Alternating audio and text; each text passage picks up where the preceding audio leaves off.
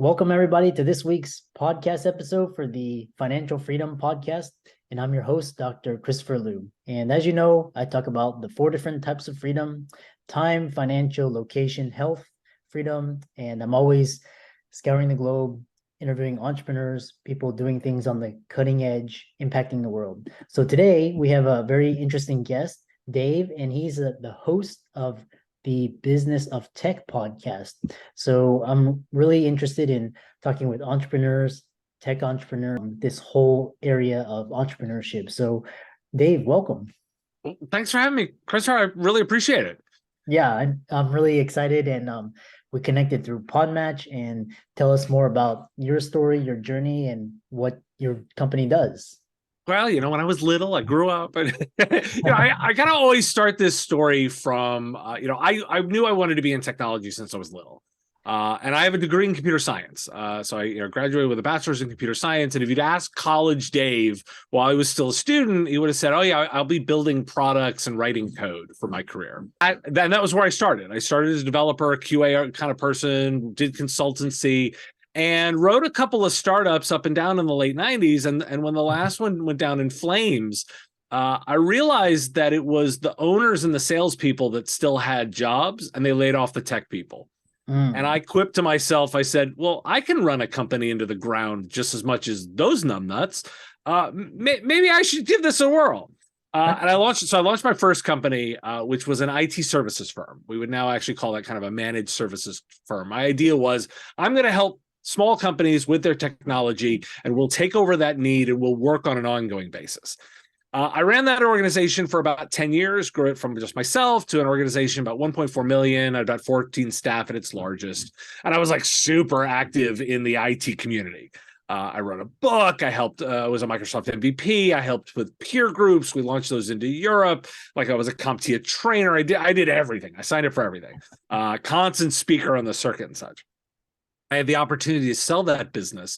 And I went and worked for a couple of software vendors, actually, and helped companies like I had grow. That was my mission is that if we helped them grow, they'd buy more software. Sold the first one to a company called AVG. We sold the second one to a company everyone now knows, SolarWinds, infamous for other reasons. I left about a week or two before they were hacked. And then my sort of third chapter of this was that I said I wanted to be a little disruptive on the content side. And I said I knew I could take all of this knowledge and I could do something in podcasting and video. And here I am 3.5 years later, and I have a media company that produces our flagship podcast, The Business of Tech. Yeah, it's awesome. Entrepreneurship is all about pivoting and redefining and really being agile, nimble. And it's really great to see fellow entrepreneurs. Tell us about we'll talk a little bit about IT, state of the market, regulation, and we'll go into kind of hybrid work. But tell us the current state of the IT services market. I mean, it's such a crazy space. So I love this space. About 87% of it is made up of companies that do less than $10 million in revenue, which should be familiar for anybody who's in entrepreneurship, which are generally small businesses, right? Like, when I think about this, I actually use like doctors, lawyers as examples of the types of customers that we pursue. The number I always like to throw out is for every dollar of Microsoft revenue, there's $8 associated with their partners. And a good portion of that is the services, like helping you get it installed, knowing sure you know how to use it, like making sure that you're effective with it, making sure it's secured, making sure it's backed up, like all that stuff. What goes into an IT services business. That's the bit that I like to think of. It's a healthy market. It's not necessarily an explosive growth market. This is a market that likes, between sort of 10 and 20% growth each year. Most of these businesses do that kind of stuff, but it's solid services revenue and very reliable. In fact, businesses like this tend to get created in downtimes, and they flourish even more in the uptimes. Yeah. Tell us, yes, I love the IT market because it's very scalable, and you're talking about technology, and what you're talking about is a service sector. How about products, business solutions, software, all of that? Yeah, I mean, it's all the associated stuff that goes along with that, right? And I've been doing this long enough that when we talked about it early, we always meant the actual hardware itself, like the installing of the computers. Now, when we talk about the core technologies, we're generally talking about like your business process software, the line of business application that runs your business, the productivity suite. Like that's the stuff where the real value is right now. And most of the providers that I talk to that are really forward thinking are spending their time there. So it's made up of hardware and software and solutions that all come together to solve a particular customer's problem. Yeah. Speak to a little bit about regulation and technology. Well, it's kind of the Wild West, and I have to laugh, like speaking to a doctor, right? And I can actually make this a little simpler. So you go through a lot of training to become a doctor. And then there's a formal process that actually recognizes at a state and regulatory level that you have those skills. Well, over on the technology side, we don't have that. Any of us can hang out our shingle and declare that we are an expert in this and allow, get your hands all the way into everybody's technology without any kind of check on that. The way that regulation is done in the space tends to be around anything that has to do with data management. So like things like PCI compliance or HIPAA compliance or some of these laws that are very much focused on the data, but not around the people. Now that's a US phenomenon. It looks a little different in Europe, in particular Europe with their GDPR and privacy laws. But here in the States, it's much more focused on the way that the data is managed, not the people that are doing it. And so oftentimes you have to be looking at the kinds of data that you're collecting and then what applicable laws applied to it based on how you're using that data. So for example, I'll make it super simple, right? I could take information about a particular human, and if it's used in a medical context, that's a different set of laws than if it's used in a financial context. But it actually could be the same piece of data. It just has two different sets of rules applied to it based on the context of how it's being used. Yeah. And how about, for example, security, security, privacy. I know you touched a little bit upon, but how about especially, hacking and data breaches, all of that? It's a huge space, right? And so we all like to talk about it because oftentimes the actual hacking and the security threat that's out there is very much underestimated by most business owners. I like to sort of simplify it and say you need to really think of it like a digital mafia. This is organized crime acting in countries where they have protection, where it is actually a good job. They punch in, they punch out, they're run like corporations. They go to a job. It just happens to be illegal here, but they operate in places where it is they look the other way. These are really sophisticated organizations. It's kind of funny to think about. They do press releases. They release financial statements. They have sales organizations. They have HR and benefits. You can take time off. Like they actually work in shifts. Like it's an actual organized crime. And what they're trying to do is they are systematically looking to steal data from you and find a way to have you pay to get it back. They started with we'll encrypt it and ransom it back to you. Now they've moved on to we will extort you and threaten to give this data out to others if we take it.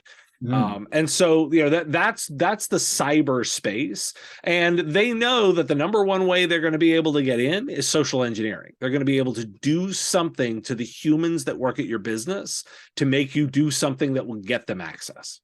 And everything is, we'll talk about, the mafia that you talked about in, ethics and its effect on small tech companies. But real quick is, that's the core thesis of Web3 is kind of everybody owns their identity and their data. I'm not sure if you can speak to that or you have any thoughts on that. Yeah, it's kind of a lot of hype. And this is by the way, we've been talking about the ownership of data and the way that it's done for a very long time. I believe that there are certain core technologies and the stuff that we talk about in Web3, like the idea of the blockchain, but I'm not one of these people that come in and say like, oh yeah, this is going to solve everything. We've been having these conversations for 20 or 30 years. What's happening now is the stakes are just higher. We've gotten to a world where everyone is much more technology enabled than they've ever been. They have access to much more powerful technologies, and it is much easier for the criminal organizations to exploit that. That's really the change in the landscape, more than this being a pure raw change in problem. Yeah, interesting. Yeah, it's good to get different perspectives because I talk to a lot of creators. They say, Web3, especially for example, they can like non-fungible tokens, they can have direct access, and it's interesting to get different takes. Yeah, I mean it's funny because I'm way more interested in what's going on with AI right now than I am with some of the crypto and the Web3 stuff. Like it's just, I mean, that kind of proved itself that it didn't actually have a problem that it was trying to solve. Like the fact that it was all fad and flashed and stuff. It's yeah, that I've seen this hype cycle before. Over and over and over again in my career, I've seen this hype cycle before, and I called it. Like it's if I can't immediately explain to you where the actual use is in a regular human's life, yeah, that's not a thing. But the moment that I actually can see that actual regular humans can use this in an everyday context, and it actually gets adopted, then I know we're on to something. Yeah. Yeah, it's really early, and it's like the wild west. I'm interested in you talk about the impact of because you referenced the big tech and mafia, the big tech and ethics and their effect on small technology companies. Yeah, one of my thoughts on this is technology broadly gets a bum rap because of a small number of actors. So and I'm gonna pick on, like, it's easy to pick on like big tech, right? Like I could pick on Amazon or Google or I could pick on Meta. Like, they're really easy to pick on because they get all the headlines. But when we actually break down the bulk of where technology work is done, it's not done in these four companies. As I talked about, like for every dollar in Microsoft revenue, there's $8 that are associated with the partner companies that work with them. That means it's 8 times bigger everybody that works with Microsoft, not Microsoft themselves. And by the way, they're almost the bigger ones. When we talk about Google, that number is a little smaller. It's about $6. And so those are the spaces that are way bigger in terms of what's actually happening in technology than the people that get headlines. We've come through this bit where we actually talk about all of the, for example, the layoffs, right? You hear if you open the paper last month, all you would hear about was all the tech layoffs. Well, they kind of just rewound to where they were last summer. If you measure them over the past 2 to 3 years, they all grew. They all grew a lot by head count, like a lot. And from a percentage perspective, they only let go, a smaller percentage. Now, I want to acknowledge that for those individual humans, that's a life-changing moment, and that is an important thing to do. But you know what also happens?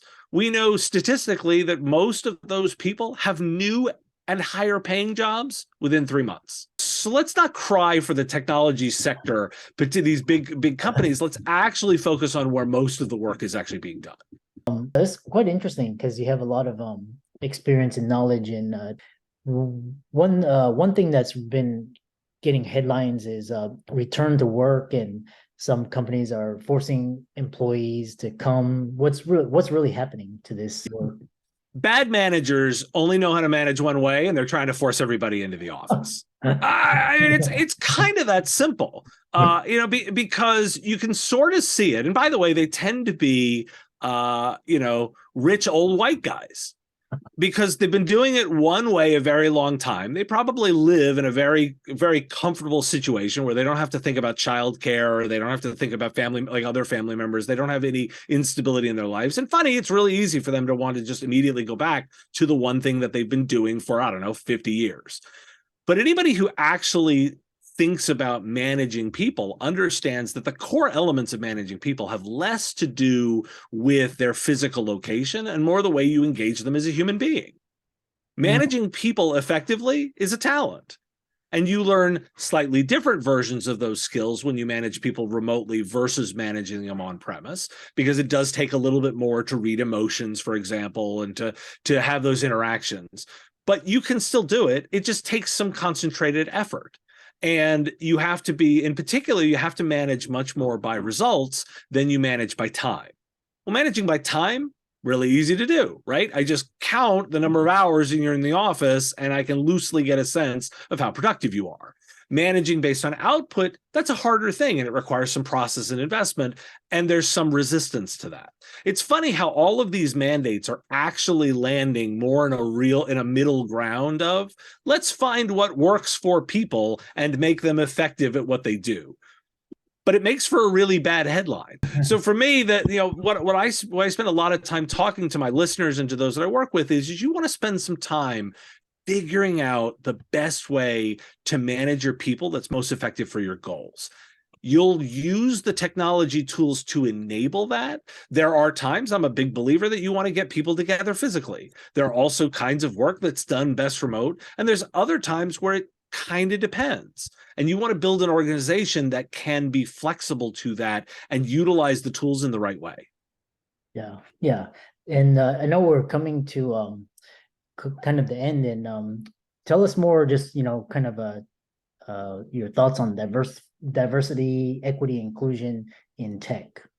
Yeah, we're kind of bad at it. It's this is traditionally a space that is overwhelmingly white and male.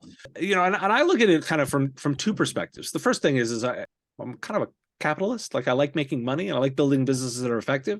And one of the things that I focus a lot about is the idea of understanding my customers. In order to understand my customers, I need to listen, but I also need the ability to understand their experiences. Having a more diverse workforce and more different kinds of voices enabling that means I can communicate as an organization to more kinds of customers and I can relate them. From my perspective, all the data and the obvious logic to it makes sense of, if you want to have the broadest possible customer base, having a diverse workforce is good for you. And additionally, it's proven out in the data. You can acquire more customers, you get more diverse ideas, you outperform. And then the second bit is it's kind of the right thing to do. Treating people fairly, equitably, it's the right thing to do. It feels good, builds good organizations. And it's nice when those two things can come together. And so I think an investment in deliberately trying to do that and understanding where you stand is worth doing. And I tend to think it comes from the top. I think it comes from management buy-in. So one of the things I do on my show is we actually track diversity at the leadership teams in IT organizations to try and measure how many organizations are really investing in this idea to drive that diversity into their org. Yeah. Yeah. Fascinating discussion, really talking about tech and everything from current state to regulation, technology, ethics. So how can people contact you, follow you, reach out to you, and check out your podcast? I am easy to find. All the links are at businessof.tech. There's a big blue button to subscribe. You can get, if you like audio podcasts, it's a daily 5-minute show where we dive into that. On YouTube, shows come out twice a week. You can get the daily digest in your inbox or the weekly newsletter, depending on how you like to consume it. And of course, all the social links to get in touch with me right there on the website. Again, that's Business Of. Yeah. And for all the listeners out there, let's thank Dave for coming onto the show, dropping nuggets of wisdom and experience. He's on Facebook, YouTube, Insta, Twitter, as well as the Business of Tech, as he mentioned. And all of the resources will be in the links and show notes. And thanks so much for coming onto the podcast. It was a pleasure. Oh, thanks for having me. This has been a great discussion.